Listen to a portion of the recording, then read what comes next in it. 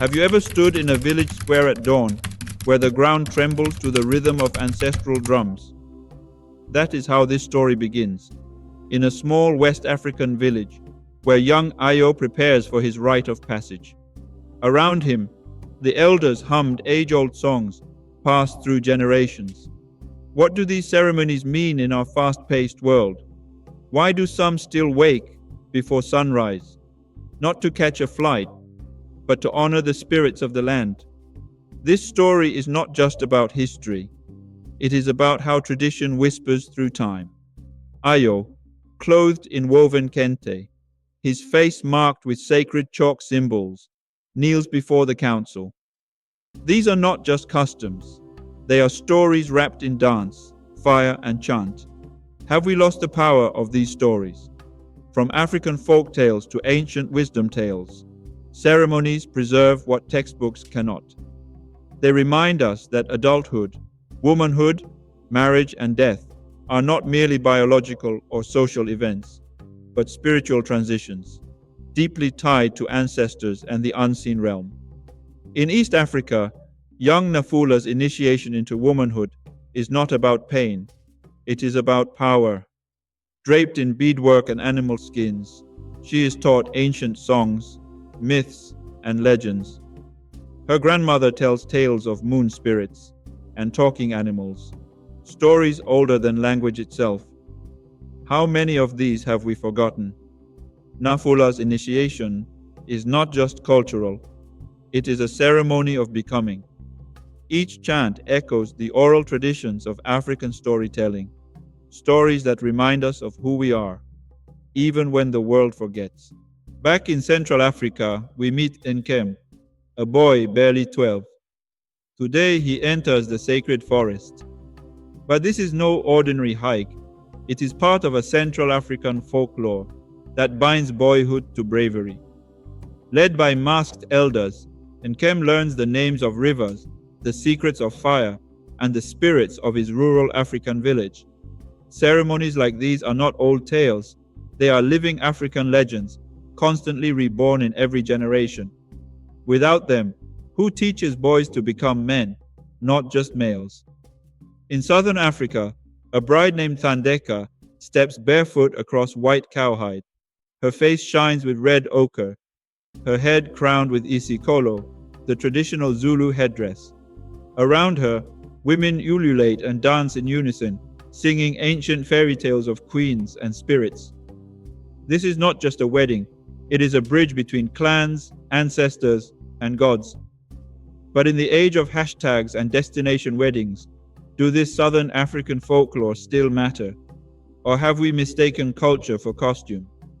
In the heart of the Sahara, old griots sit beneath baobab trees, reciting stories of the first rain, the laughing lion, and the sorrowful wind. Their voices carry tales of African mythological creatures, half human, half legend. Children gather, spellbound. These are not bedtime stories. They are ceremonies of knowledge, passed orally for centuries. Isn't that what school once was? Gathering wisdom through story, not just facts. In a world craving identity, African storytelling holds a mirror to the soul. Now let us step into a funeral ceremony in a West African town. Instead of silence, there's dance, music, and masquerades. Why? Because death here is not an ending, it is a journey. The Egungun spirits appear, veiled in layers of cloth, moving like shadows between realms. These are not ghosts, they are ancestors returning to bless, warn, or forgive. African spiritual stories like these remind us what we bury is not the body, but the fear of forgetting. In East Africa, the Maasai perform the Unoto ceremony. Young warriors become elders through fire dances and lion tales. With crimson shukas flowing, they leap toward the sky. Why jump? Because it is not about height, but heritage.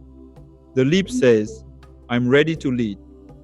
Through stories of legendary African heroes, these young men become something greater.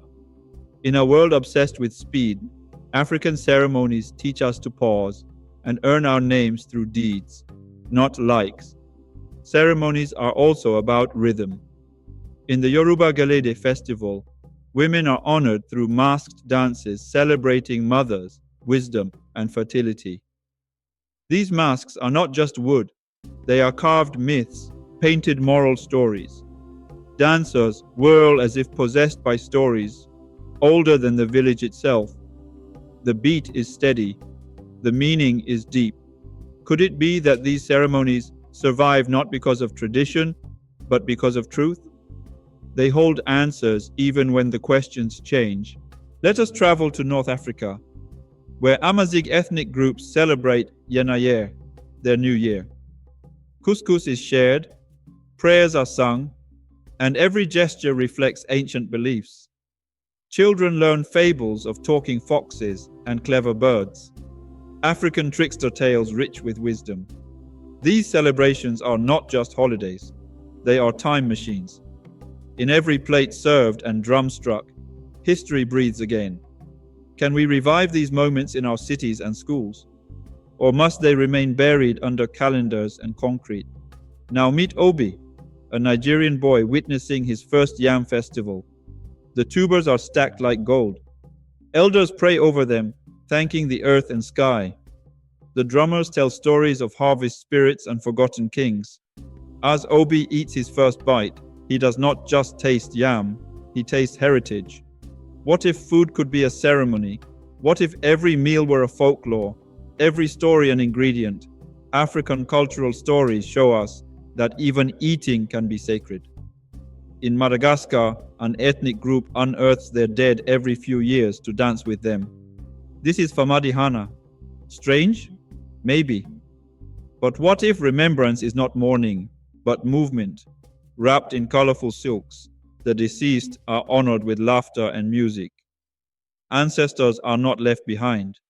They dance alongside the living. In a world where we fear aging and erase wrinkles, African legends explain, to honor the past is to embrace our roots. Why fear death when you can celebrate life? Now, let us step into a ceremony for rain.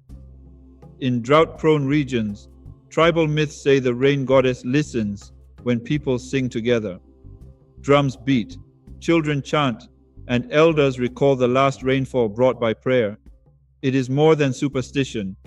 It is storytelling with purpose. African moral stories teach that nature is not an object, it is a relative. These ceremonies remind us that when we disrespect the earth, we silence the stories it once told. Can climate change be healed with ceremony?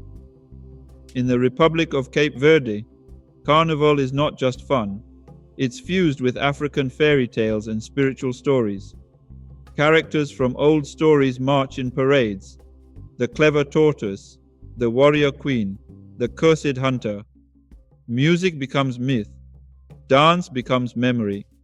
The people are not just celebrating, they are preserving. Even in modern costumes, the stories remain intact. Isn't that what a ceremony is about? Changing on the outside while holding fast within. Every dance step is a footnote in the story of survival. So, what do all these ceremonies mean today? They are not just nostalgic acts. They are blueprints for balance. They keep us rooted, remind us we come from something older and greater than ourselves. Whether it is a funeral, a feast, or a folk tale, African ceremonies turn ordinary life into sacred rhythm. If you have ever felt disconnected from your past, maybe your story is still waiting to be told through a ceremony. What tradition shaped your childhood? Comment below and share your own legend. And do not forget to subscribe, because your story matters here.